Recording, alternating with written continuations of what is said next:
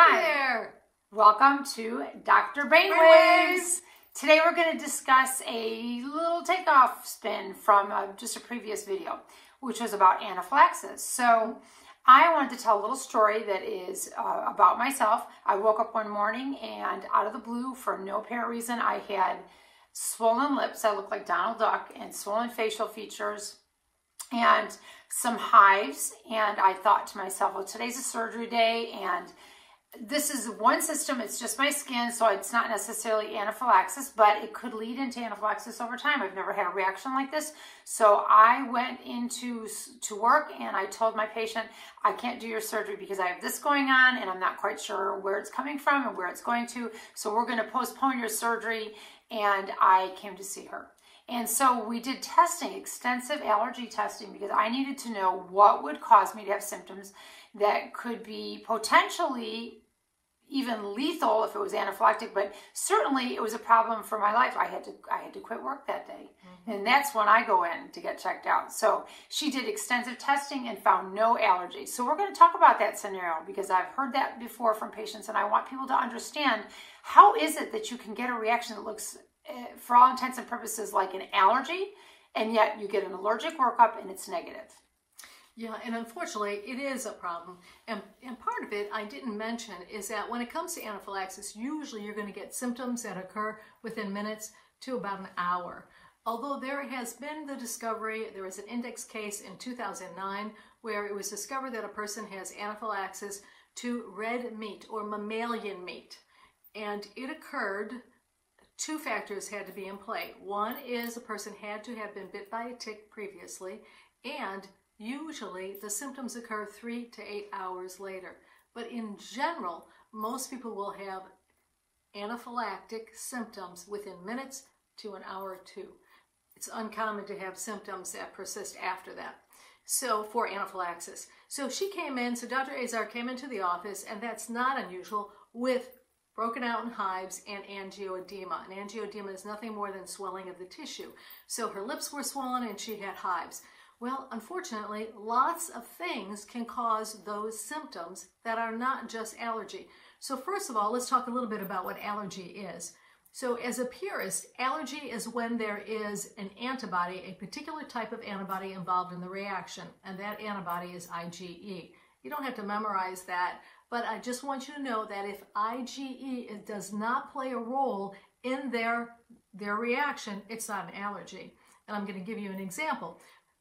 Some people believe that they may be allergic to aspirin, because if they ingest aspirin, which is one of those things that can cause you to have swelling or the angioedema of the tongue, the lips, the hands, and that's not just aspirin, but it's any kind of NSAID. So Excedrin, Goody's powder, Aleve, Advil, any of those types of medicines can result in swelling of the lips, like I said, the hands, the tongue. But that is not due to an IgE-mediated reaction. If it were, then for most cases, we can actually test that. We can actually do skin testing to it and see if it mounts a reaction. Because it is not IgE-mediated, it is not a true allergy, we can't test for it.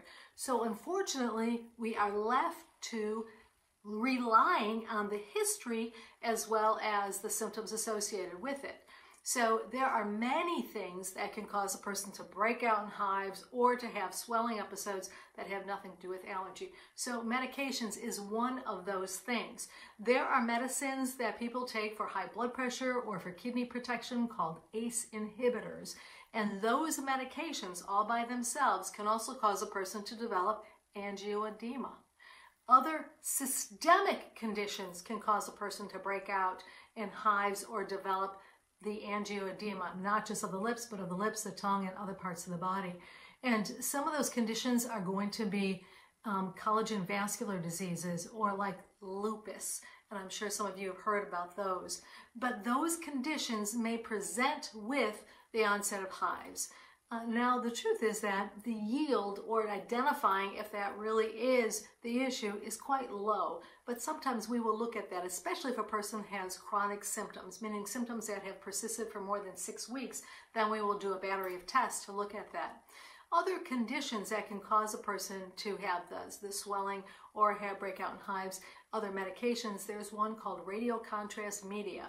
So if you've ever had an imaging study and they use contrast, the contrast can cause somebody to have similar symptoms.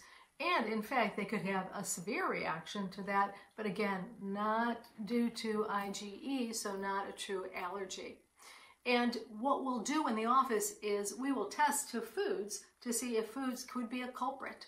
And the literature suggests that only 1 to 3% of the adult population has a food allergy. De novo, meaning that they didn't have as a child and it persisted into adulthood, that they had it for the first time as an adult. Only 1 to 3%, and with that it's only 1 or 2 foods. So the likelihood of someone having swelling or hives because of food is also not common. And then there are other things that can do it. One of the things, so there is allergy that can do it, stinging insect, but that's where the history is incredibly important, because you want to know, is a person in a room full of cats and dogs or at a pet shop, because I've certainly seen that, and a person comes in and their lips are swollen, they've broken out in hives, but under those circumstances that may be due to an allergen. And in that case, it was due to all the pets that were in the pet shop. They were looking to see if they could get a new puppy, and when they came to see me, my answer was no. Because of course they had those symptoms. So there are several things that we need to put in that differential diagnosis, but know that if a person doesn't have, isn't positive to allergy and that's not it, it's not over. What I usually will have you do is maintain a diary of ingestants, because recall that just because it's not a food, it doesn't mean it can't cause a problem. And unfortunately, we eat a lot of things that we can't even pronounce that are hidden ingredients in the foods that we're ingesting. And so you need to maintain a diary, and I tell people write down every ingredient that they're ingesting. And then when they have several diaries, they need to look at those diaries and see what is common on those diaries. And if there is a particular substance, whether it's an anti-caking agent, a chemical, a preservative, a byproduct, any of those things are on those diaries, and that tends to be one of those things that is common to all those diaries, then you need to avoid it. Other thing that I will see frequently is emotion.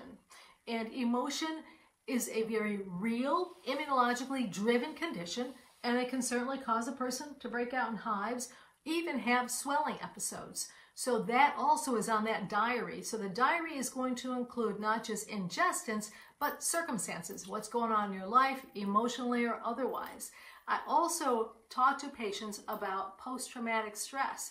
So it may be that they've had an incident years and years ago, but their neighbor's dog died, and suddenly they remember that they never had resolution or never had peace about their dog who mysteriously left, and it turns out that the dog may have died, and the parents didn't want to tell them, but it can bring up all those old emotions that were unresolved.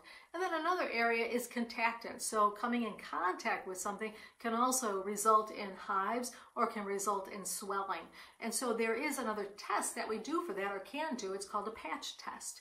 So for an example, if someone is using a chapstick and they're using it every day for a week or two and their lips start to swell, and they think, oh my gosh, my lips are swelling, I have no idea what I put on my lips. Well, then we're going to look at what not was put on their lips that day, but maybe what was put on their lips 2 days ago, 3 days ago, 4 days ago, because when it comes to that type of reaction, which we call contact dermatitis, it's a delayed reaction. So a person may not have symptoms immediately. They may have symptoms hours, several hours, 24 to 120 hours later. So the diary includes ingestants, contactants, circumstances. And then certainly we do have medications to treat that, but if the doc just leaves it at that, and there are a lot of providers out there that just say, you know what, it's not allergy, and they scoot you out the door, but they need to be giving you a little bit more leeway, more information, so you know what other things that it could possibly be and what to look for. Sounds great. Very informative. Hopefully helpful for you, and we'll look forward to talking with you soon. Thank you for your time at Dr. Brainwaves.